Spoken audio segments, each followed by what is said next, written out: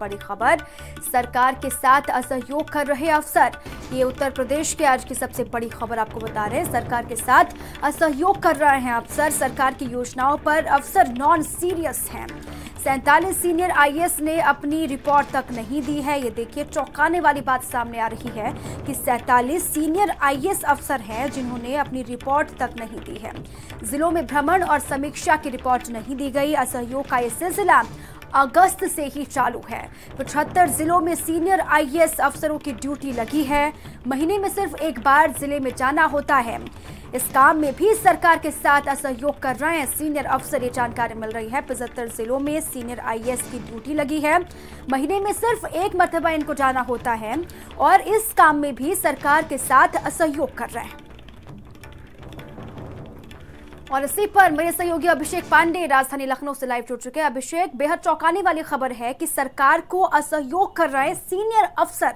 75 जिलों में ड्यूटी लगाई गई थी, जाना था सिर्फ एक मरतबा, लेकिन वो भी नहीं हुआ। जी हाँ, बिल्कुल, ये अपने आप में एकदम चौंकाने वाली बात है, क्योंकि जहां हर जिले में एक प्रभारी मंत्री तैनात किए गए हैं, वहीं पर एक सीनियर आईएएस अधिकारी, जिसमें सचिव और प्रमुख सचिव स्तर के अधिकारी हैं, उनको भी ड्यूटी पर लगाया गया है और वो भी महज महीने में एक दिन जाना होता है।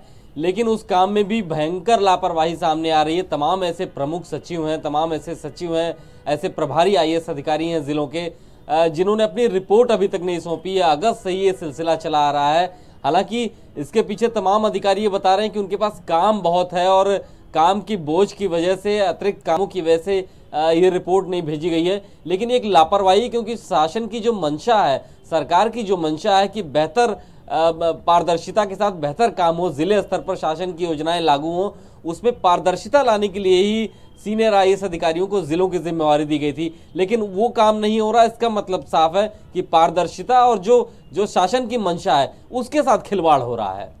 और अभिषेक, सवाल ये कि आखिर नॉन सीरियस क्यों है सीनियर अफसर?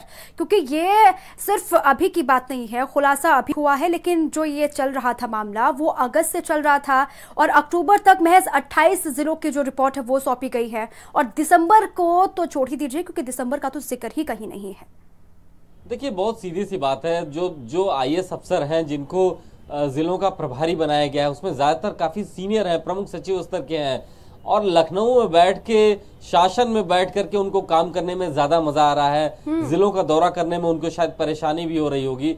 लापरवाही की बात सामने आई। अलग अलग विभागों में तमाम काम रहे हैं, लेकिन महीने में एक दिन तो ये किया जा सकता है। यहाँ पर ये जरूर कहा जा सकता है कि लखनऊ में बैठकर ही कलेक्टरी की गई, लखनऊ में बैठ के ही अफसरी की गई और इसी वजह से ये बड़ी लापरवाही सामने आई। ठीक है, बहुत बड़ी लापरवाही है। शुक्रिया आपका अभिषेक, तमाम जानकारियों के लिए और बातचीत के लिए। अब चलिए आगे बढ़े और बात नए साल पर डीजीपी ओपी सिंह ने भारत